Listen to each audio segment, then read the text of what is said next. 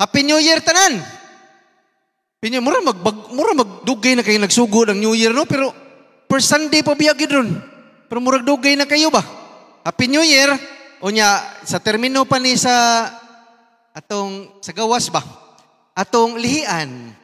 Pakati. Kaya mo yan na ba? So good. First Sunday of the year, naadin ta sa simbahan. Atong color of the year day, para sa wala nakabaw, kaning panton ko no, nga peach fuzz. Ang buton sa na peach fuzz. Muram na ka ng luspad nga pink. So, muna siya peach fuzz. So, muna itong color of the year. So, maayo bang Ginoo pag 2023? Tempa, maragway na kadungog. Ako saan kayo? Okay. Maayo bang Ginoo pag 2023? Maayo bang Ginoo sa inyo, ha? Ingna ko no, praise the Lord. Okay, sige. Karon, maayo bang Ginoo, no? Nako'y pabuhat ninyo. Turn to someone next to you. Okay, turn to someone next to you. Tanaw. Kinala nakiatubang nga. Ay, ikaw, wow. Nanghimutam ka kanina. Naligom ka mo kanina. Okay na, on the count of 3, sultii ang imong tupad, unsay imong gipasalamatan pag 2023. Usa lang. May makang Ginoo. Daghan ta pasalamatan, pero usa lang. Ay, puli-puli lang ta. Okay, ang usa lang sa imong istorya. Yan ikaw man, ang pikas na sad. Ready ta. Daghan mo pasalamatan. Di ba usa rin ang ipangayo? Ready? Na naman gatubang? Ha? Na gatubang. 1, 2, 3.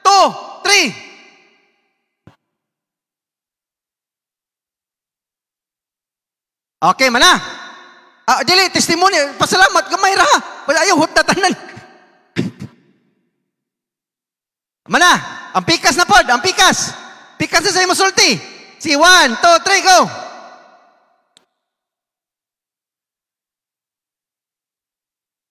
Bitaw, may bitaw Ginoo, no? Amen. Pasalamat ko sa Ginoo kaya itong Disyembre nabanggaan bitaw kong tricycle. Salamat ko nga sambad ragamay. So, salamat ko nga napakaroon nagbarog.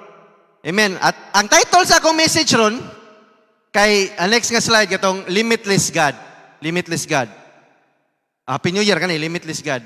So, before I start, let me open in prayer. Ginoo, daghang salamat Lord sa bag-ong tuig nga imong gihatag sa matag usa. Salamat Ginoo sa imong pagkamatinud-anon sa among mga kinabuhi, sa among pamilya, sa among trabaho, sa among mga negosyo. Lord, salamat Ginoo sa tanang mga panalangin nga imong gihatag miaging tuig sa 2023 ug salamat bisan na sa mga pagsulay Lord nga maoy nagduso namo para moduol mi sa imuha o magpatubo sa among pagtuo. Salamat Ginoo sa tanan sa tibok tuig, and for this new year sa 2024 may we start it by praising you and glorifying you. Ug karon Ginoo, amo kang giawhag Lord, amo kang gi-invite karon Lord sa among the next few minutes samtang maminaw mi sa imong pulong. Ikaw Ginoo ay mahimaya sa tanan namong unahuna og istorya og buhat karon. Salamat Ginoo, amo kang gisimbaw gidayeg sa ngalan ni Jesus. Amen. Amen. So limitless God. Limitless God. Unsay Bisaya sa limitless ka ba ta? What? Limitless? Walay limit. Walay limit. Sakto sad good. Walay limit. Walay murag ano man walay ang unsa may ma-associate na tog limitless. Kasagaran unli no. Unli rice. Unli rice. Unli wings. Unli drinks. Unli toslubuha. Puro may may unli veggie no, unli veggie, ano ba way unli vegetable. Pero nganong ang kasagaran may tag limitless, pero kaning limitless unli food mahurot magyapon na. In fact, nagasuway ko kana unlimited nga wings ba. Gibalibaran bitaw miki. Nahurot na kuno ilang. Sa maning di na ni unli day di sir kay nahotdan mi sir. Huwat sa ta sir, pwede ra mo muhuwat og mga 25 minutes. Ko so dili gyapon di unlimited. Kay nahurot man but limitless. Walay kita nalay sumpay no, walay katapusan. Butangan na tog definition, and of course, every time nga mustorya ko diri, butangan na tog definition para naatay common ground, naatay similar nga baseline no, standard unsay pasabutan ni. So next slide, Limbril. Mo ni definition sa limitless sa dictionary. Without end. Walay katapusan, walay limit. Sakto to.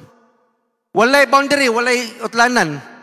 The quality of being infinite, Without bound or limit. So maura na ang definition sa dictionary. Unya, murag, sa atong unahon, nakasabot naman tayo. No? Well, yes, understandable naman na, Pastor. In fact, here's a few words, mo ni mga synonyms, similar nga mga meanings. Next slide. Kani, infinite, endless, boundless, o dira, unlimited, immeasurable, di masukod, measureless, again, kana, unfathomable, di matugkad, indefinite, indefinite murag wa ka kabaw ba ko kanos sa mahuman kanos sa magsugod, incalculable, incomputable, meaning wala gyud dili takas, di maundang ba way katapusan. And although makasabot ani nga mga words, inigsulti na ko ana makasabot measureless o di masukod, even though makasabot ani tanan nga mga words, di gyapon na to na makomprehend actually unsa na kay wala magoy butang nga kani. Walay anything ba? Nga, something ani. For example, let me give you an example.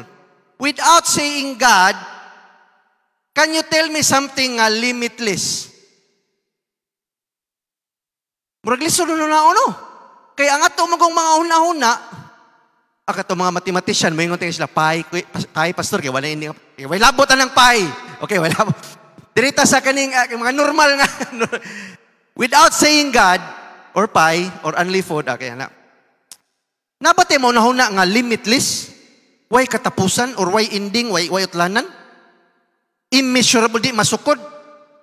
Lisod man huna kay ato magong mga utok, ang atong kinahanglan magog ending, kinahanglan na isinugdanan, o kinahanglan na ending. O gingana atong utok na agi, na something nga mga murag ma-measure, or na limit. For example, ang kaning kinatasaan nga bukid, Mount Everest. So murag 5 or 6 times katason sa Mount Apo. Mga nani siya sa 29,000 feet. Taas na kayo nagyod nga. Ato kas kinatasaan. Di nakakaginhawa. So masukod niya po na to. Ang kinatasaan nga bukid. Kinalawman nga dagat. Actually, naraunahan sa kuan sa Pilipinas. Kaning gitawag nga Challenger Deep. Lahom kina dito. Isud ni mo tong kinatasaan nga bukid. Masud niya po na dito sa kinalawman. So, masukod gihapon na pastor na abi ito'y gamay nga murag bangag dito, gitawag nila abis nga, way nakasukod dito. O butang lagi na ito na ibangag dito. Mula po sa gihapon na speakas tumoy sa kalibutan, meaning, masukod na gihapon.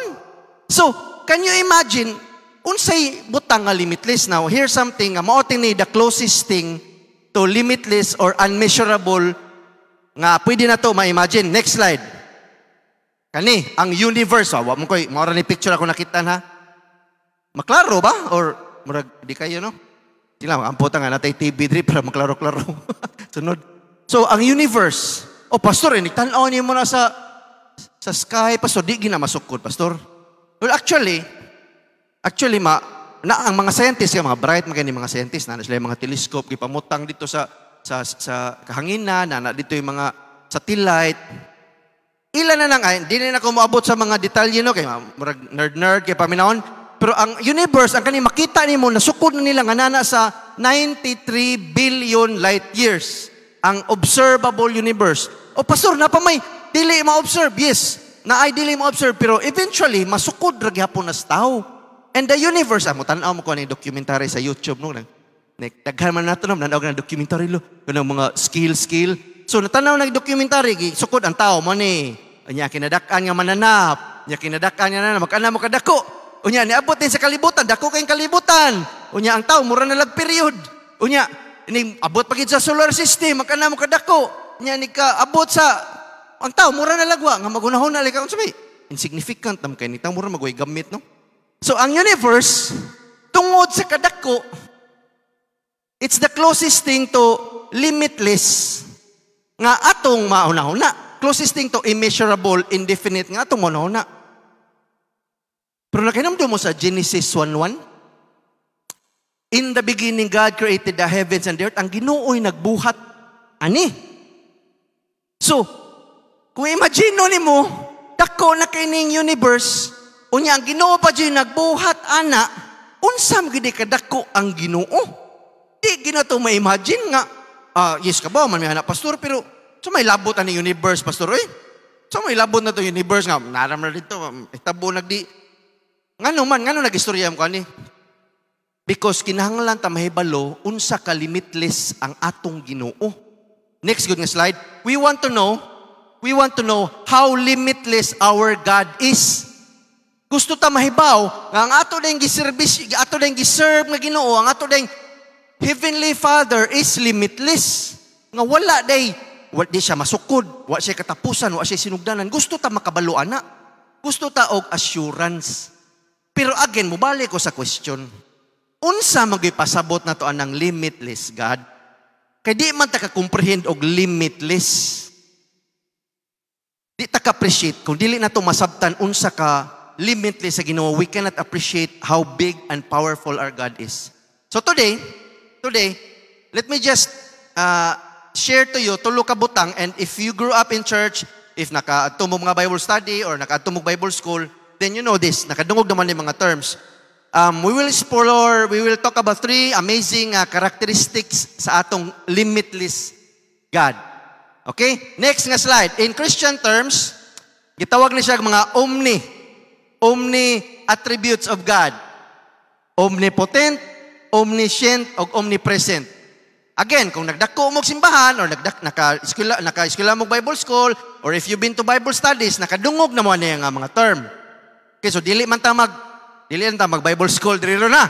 But these are things that we should know. Ngano man pastor, my prayer is that after this message, makakita jud tag bigger nga appreciation ug unsa gid ay kagamhanan sa atong Ginoo. After this message. So mo ni akong goal gyud. I'm not telling you this para lingos pastor ngani natin mapanghambog. No. I'm telling you this para karong 2024 makakita ta nga unsa di ay ka-limitless ang possibilities atong tuig tungod kay ang atong Ginoo limitless. Okay? So omni, ako ni gi-highlight ang omni. Ang omni is Latin for all, tanan.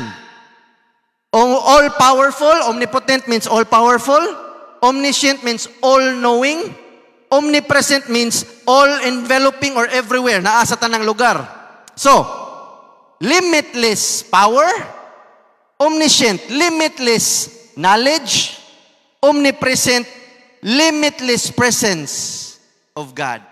Mao na siya. And as we learn more about these attributes karong kabuntaga, may our faith atong pagtuo mo saka. Okay, let's start. Number 1, next slide. Omnipotent God, all-powerful God. Omnipotent God means ang iyahang gahom walay katapusan o walay sinugdanan o walay katapusan. No bounds, no ending, no measure. Karong panahon na, karon nga culture ba? Somehow ang kaning power na kaning word nga power na nigamay ang importance. Unsay pasabot niyo pastor? Okay. Mutanaw mo ta kaning mga superhero no? Kaning mga Marvel nga salida, mga Avengers, Superman, Batman, Pedro Pindoco. Salida na bang Pedro Pindoco? Okay. So, mutanaw ta ang mga power. Unya, ma-amaze bitaw ni duta to nga power ka na makalupad or mahimo ka invisible or kung kanang masamad ka maayo ra dayon. Naninduta na nga power no nga pwedeng mo paatraso ng oras. Or so si Superman nga magiting ni pinaka-power nga superhero no kana si Superman. Ninduta na yung power ka na di mo tiguang di. Natanan ba? Except na siya kryptonite. Kanang kryptonite mo na iyahang murag weakness. And somehow tungod aning makita na to sa salida, sa TV, madungog, makita na to sa mga sa Facebook, kaning mga power superheroes, somehow, ang Ginoo, nabutang na sa nato ani nga kategori. Nga gihimo na to ang Ginoo nga, usa sa mga superheroes, nga yes, powerful man ka Lord, yes, gamhanan kay ka Ginoo, pero murag naa jud kay limit, oy. Musuna sa tong utok usahay. Di ba mao gani usay di na ta mo ampo kay dako ra kini para sa Ginoo. Somehow, ang society, ang culture, nabutang sa atong utok nga ang kanang Ginoo, imagine na to nga mura na siya superhero. In fact, kaning Marvel nanasli usa ka karakter na nga gitawag og one above all, mao kuno na siya Ginoo. Pero naagyapoy siya limit yang power. So ang kalibutan ron nagbutang sa Ginoo nga usa na siya sa mga heroes pero di gid siya may pinaka. So I'm here to remind you again nga ang Ginoo nagbuhat sa universe, nagbuhat sa tanan ris kalibutan, ug kita gibuhat niya. His power has no end. His power has no limits. Limitless, and He has no weakness. Di siya pa rin ni Superman or ni Batman na mga weak. No. He is beyond those. O kani importante ni nga atong mahinduman. Tungod kay kung ma-realize na to, nga atong Ginoo day, walay limit yang power, walay sitwasyon, walay pagsuway, nga dako para sa Ginoo. Walay mga problema nga di niya masulbad. Ug mo ni kinahanglan nato ma-remind ta pirmi. Kaya balik-balik kon magina kung mo na pirmi dukdok sa culture nato, din ato sang balik-balik ko nag-remind sa atong kagalingon ang Ginoo way limit oy. And as we face life's trials again in 2024 na magyapoy pagsuway ba? Nindot man ang moingon ta Ginoo, kung giampo karon 2024 mas abundant, yes, nindot na mga prayer, but I'm guaranteeing you. Mo guarantee jud ko ninyo na agya po'y problema ron tuiga. Lalay na pastor nanungo. Dili na sa James oy. In this world you will have gisaad na nas Biblia nga nagitay problema. Pero ang nakanindot, we have an unlimited, limitless God nga atong giserbisyo, nga atong gidaig, nga gisimba, nga ang iyahang gahom dili nato ma-imagine. Beyond everything, beyond any limits. And that is why I am here to remind you again this year. Sa Job, next slide, Job 42. It says, I know that you can do all things. No purpose of yours can be thwarted or dili, walay mapugngan, walay mausab nga mga planos Ginoo. Nya kani si Job, kung nakabalo mo sa iyang story, katubihan ni siyang murag perfect na kayang life, dato, na pamilya, nya kompleto na tanan ba? Unya, nang nahitabuan ni sa first chapter pa lang sa Job, nahurutan na, namatay ang mga anak, nahurot yung kwarta, ang nabili niya, iyarang asawa nga, bagulbulan. So, maro na ginabilin. But ningon si Job, I know you can do all things. Tanan, mabuhat ni mo. Kanimang pagkagamhanan sa Ginoo, mura magunahon na mga katakon kay powerful kang Ginoo, sige lang, imuhan na, or nindot na kabawat na pastor. But it will be a source of strength sa atong kinabuhi. Nga naman, pastor, tungod kay moabot ang time nga maluya ta. Maabot ang time nga madown atong spiritual. Maabot ang time nga sa atong mga relationship, sa atong mga anak, sa atong pamilya, mura dili kay maayo. So madown, emotionally, madown. And when we acknowledge nga maluya ta, diri na musod, His strength, His power is made perfect para sa atong kaluyahon. So sa panahon nga murag di na nato makaya, atong hinumduman, limitless power of God. Pwede ta muduol sa iyaha kung doon natin mga problema, muduol ta sa iyaha kung doon na mga pagsuway. Ginoo, di na ako makaya, tabangi ko. His power is made perfect in our weakness. So, atong saligan ng Ginoo tungod kay ang gahom, why limit? Atong ihatag atong pagduha-duha, kabalakan niya, o sovereign man siya, kaning sovereign meaning He owns everything, He controls everything. Sovereign ang Ginoo. Siya yung magbuotanan. And again, let me emphasize, kung kita maluya, nagduha-duha, mabalaka, atong ihatag sa Ginoo nga naman kay limitless yang power. Limitless yang power. So, omnipotent God, mao na number 1. Ikaduha, omniscient. Next slide. Omniscient, all-knowing, limitless knowledge. Ang iyang understanding is beyond any measure. Dili na masukod sa kanang IQ, di masukod sa minsa, unsa na nga mga standard dira. So iyang wisdom, ambot lagi nangutanan na bitaw koy pangutanan ano nga. Matawag ba nimo bright ang Ginoo kung kabalo siya tanan? Murag ambot tong bright man na nga definition na kay ang bright is daghag na hibaw-an. Pero kung kabalo tanan, ambot kung matawag ba na siya bright kay di naman nato na ma-measure. Kabaw man siya sa unsay nahitabo sa sinugdanan o before pa na kalibutan kabaw sa siya unsay mahitabo.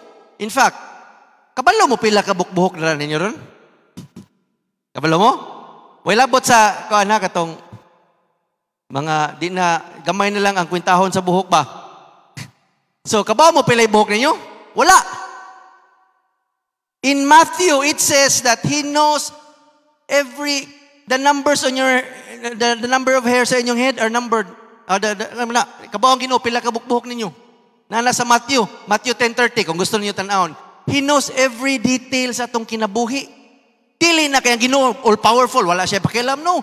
Nana siya pakialam. He knows every detail about you. Kung sa inyong grade ka na human, kung sa ka nga grade, kutob, pila edad ta, aning kalibutan na, kabaw na siya sa future. And also, here's the thing, di na to kalimtan.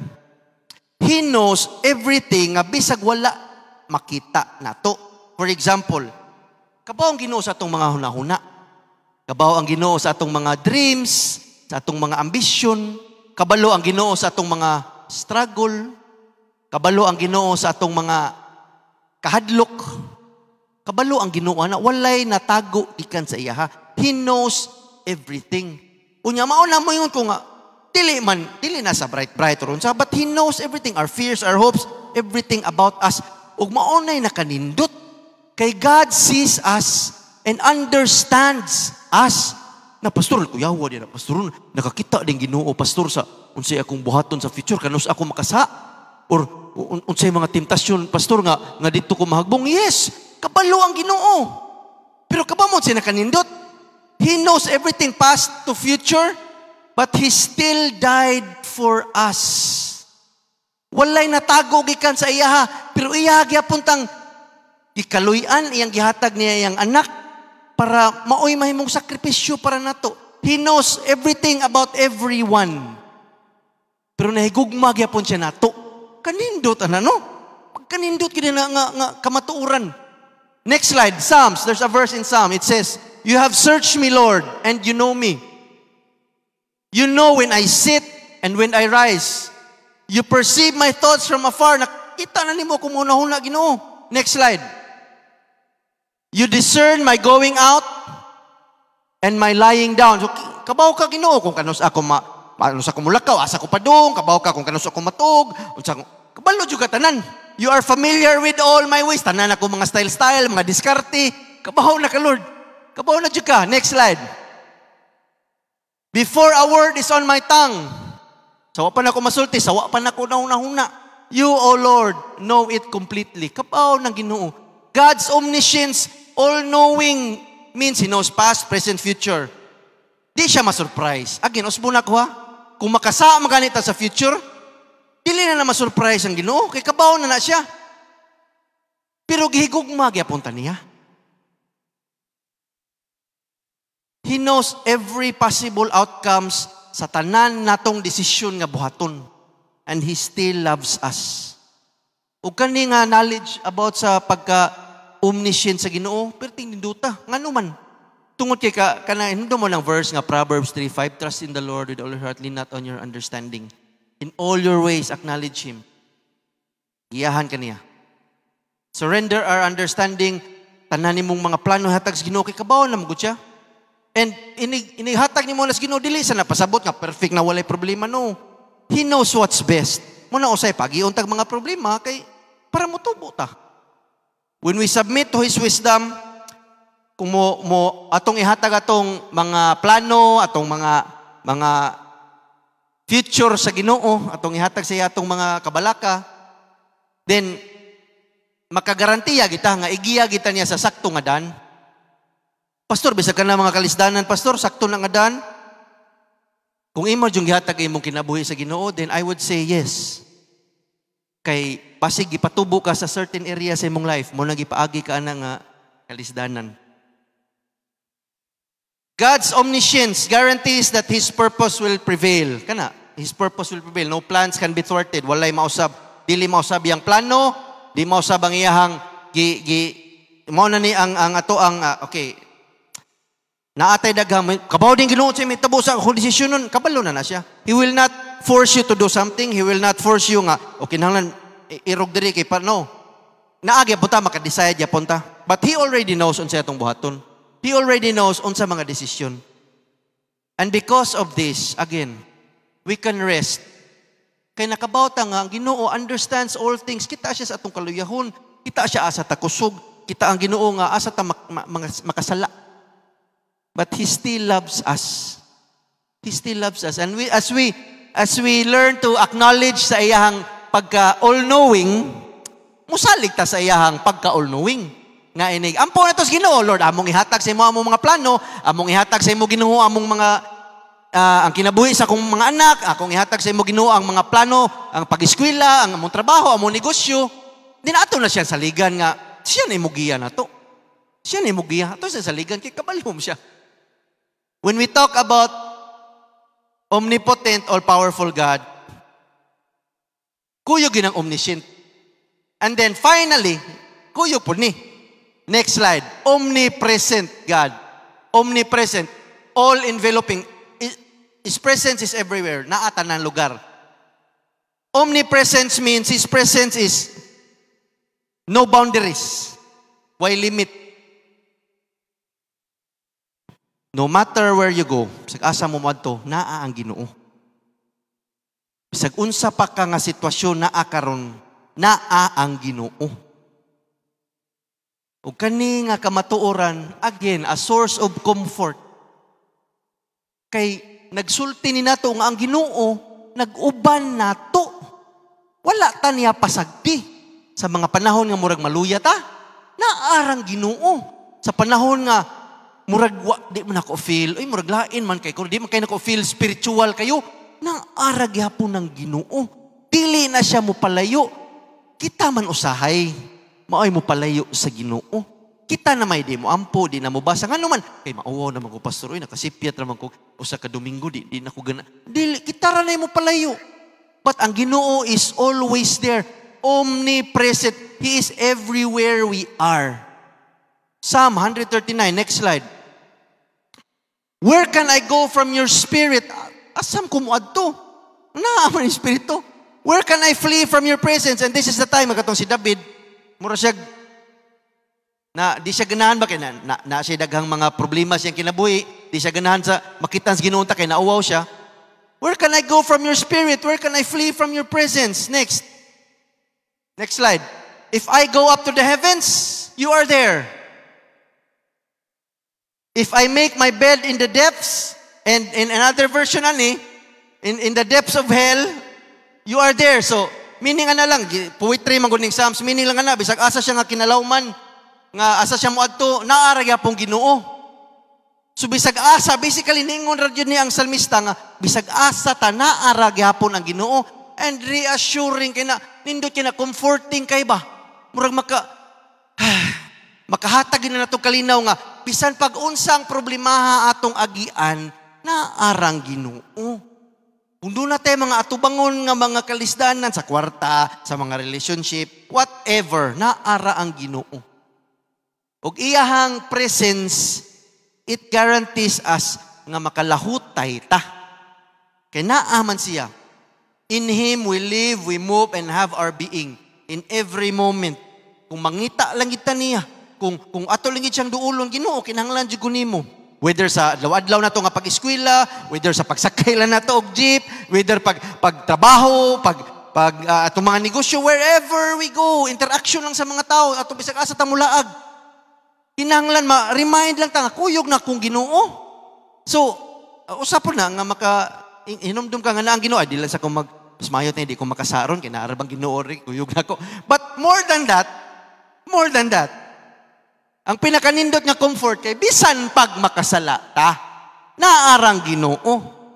Now, I'm not saying nga mas nindot yung magpakasala, pastor, kay mas mabati ginatong presensya sa Ginoo, no. Because sin always brings consequence. Naagi ni consequence. But what I'm saying is, be assured, be comforted in the fact nga naa ang Ginoo, kuyog nato. Kung kamo nga naghatag sa inyong kinabuhi sa Ginoo kita, nga ato naghihatag atong kinabuhi sa Ginoo ba? Di mo gutan na isan sayo, di tabuhian sa Ginoo. Ay nagpabadlong man kamil.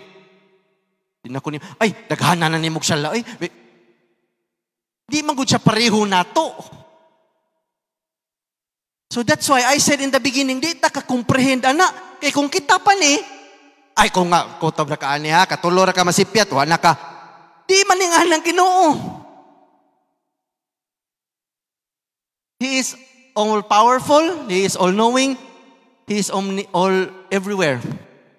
And nindot kalina nga mga kamatuoran because He will still love us. Sag unsa pa atong buhaton. Now, okay. Mangutan ako, let me ask you. Why do you think akong gilas ni ang omnipresent? Diba mas mayo man ta pastor nga unahon ang kinalasan ta nimo nga point pastor. Kaning omnipotent or powerful pastor, diba? Mo man tanay nindot kayo pastor kay kaning panahon na ron nga nay mga gubat-gubat, kaning ang ditakabaw sa stability sa economy. Unya kung kaning mga nanasa ko mga virus ron or whatever election na. Di ba nindot man all powerful pastor kay kinahanglan kung naam ka ni tani natay power pwede ra nato usbon tanan ang mahitabo ang power sa Ginoo makausab ra tanan. Yes, pwede na.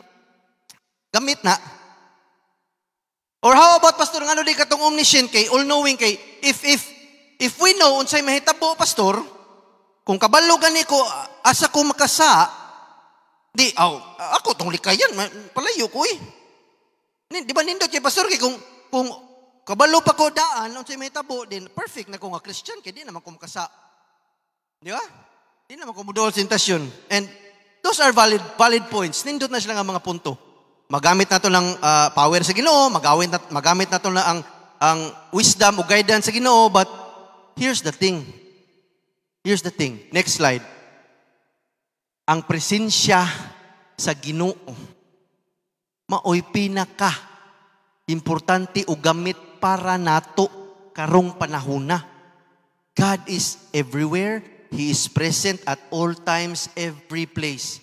Wala siya mapugnan sa time, space. Ug ang iyahang presensya dili limited sa ato ang mga sirkumstansya. Unsay akong pasabot? Kung muampo tas Ginoo nga maayo.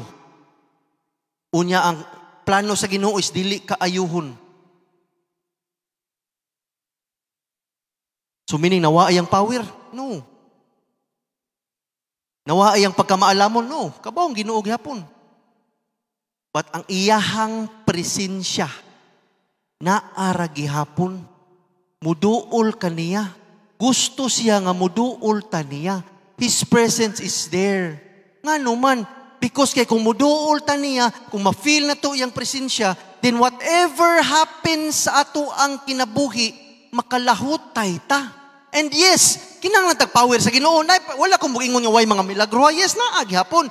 God's power is still very clear. Kaning mga maayo nga mga masakiton, kaning mga kuwangan og kwarta matagaan dayon sa ilang financial nga panginahanglan, naa gyapon nga power.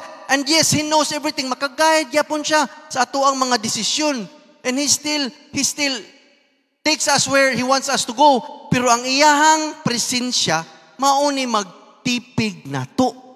Mauni ang iyang presensya, it is the presence of God that sustains us. Munay maka pa-endure na to. Bisag unsay mo agi. Bisan pag iyahalang sang pugnan ang iyang power nga, di lang sana ko ipakita. Di lang sana ko kasuplayan sa tanan, yun imong kinahanglan nga gusto, no? Pero, ang imong akong presensya na ara, pwede ra ka mo duol. My grace is sufficient for you. It is His presence that enables us nga maka-persevere, maka-endure, maka-sustain. Emmanuel, di ba?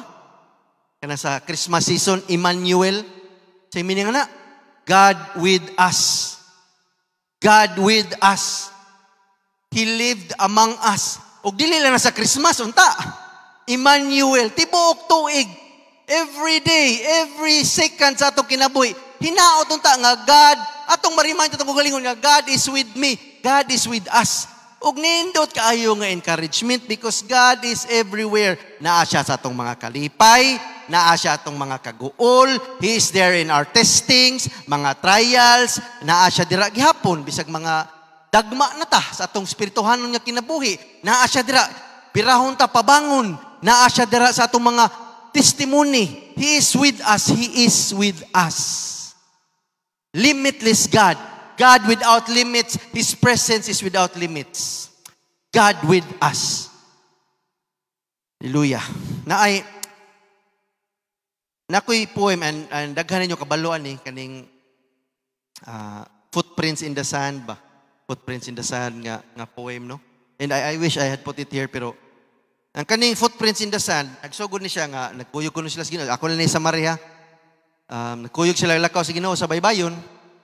And istorya sila na unya, kaya nindot man ang panahon, nindot kayo ang adlaw, nindot kayo ang feel ba, atmosphere. Pero nakabantay siya, katong nagsuwat na nga poem, nakabantay siya nga, pag panahon ko nga murag, pati na ang panahon, pag panahon nga murag, lisod na, natinga siya nga, ang nakita niya sa balas kay, usan na lang ka set nga footprint. Kay duha am to kung magtunog kag balas na am ginaduha, nagkuyog man sila sa Ginoo. Natinga siya nga nganong usan na lang ni ka set of footprints ang iyang nakita. So nangutan na din tong nagsuwat sa poem niyon siya nga, Ginoo, ngano man to nga time nga nindot kaya kung kinabuhi, duha man to ka set of footprints, nindot mo kay nagkuyog ta, malipayon ta. Pero karon nga, na ako sa kalisdanan, na ako sa problema, na ako sa mga pagsuway sa kong kinabuhi, usan namang ni ka set of footprints. Ngano man Ginoo nga sa panahon nga naglisod ko, imo man kong gibiyaan. So ningon to ang Ginoo nga, my son, ihigugma ti ka. And kung gusto gid mo maminaw, YouTube lang ninyo kay mas nindot ang paminaw niya, na music pa. My son, ihigugma ti ka, I love you. Ug di ko ganahan nga dunay mga pati mahitabo nimo or maguol ka or masaag ka. No. Katong panahon nga usara ka set of footprints mo nakita sa imo mga kalisdanan. Anak, gikugos ti ka. I carried you. Mo nang usara ka set of footprints mo nakita kay ako ato. And this 2024, with its limitless possibilities, may we be reminded of the limitless power, the limitless knowledge, limitless presence of God.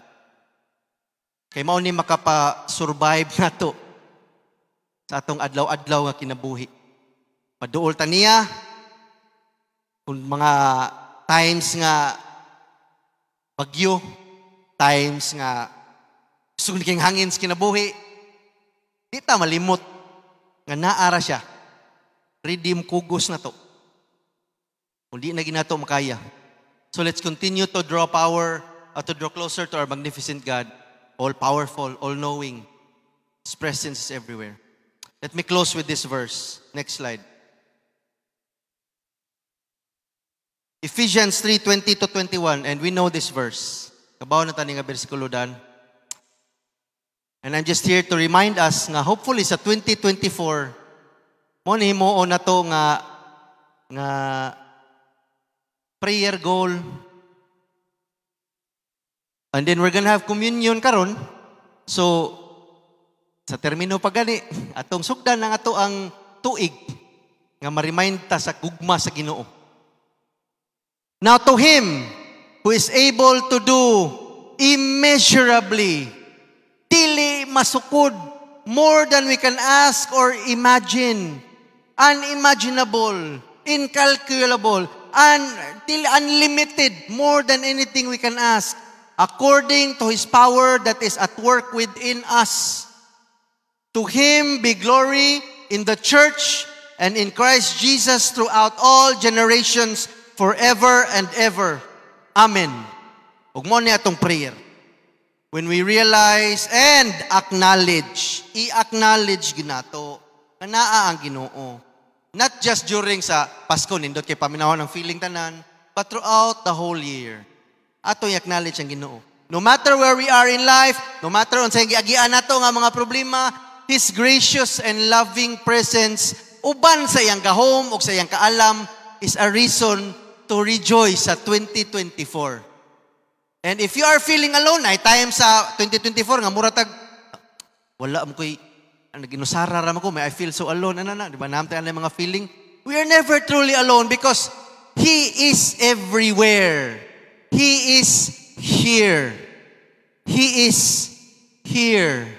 If you have given your life to God, naa na siya uban gyud ninyo pirmi now and forever. Amen. Amen. So having a limitless God, may this be a great encouragement para sa ato sa 2024.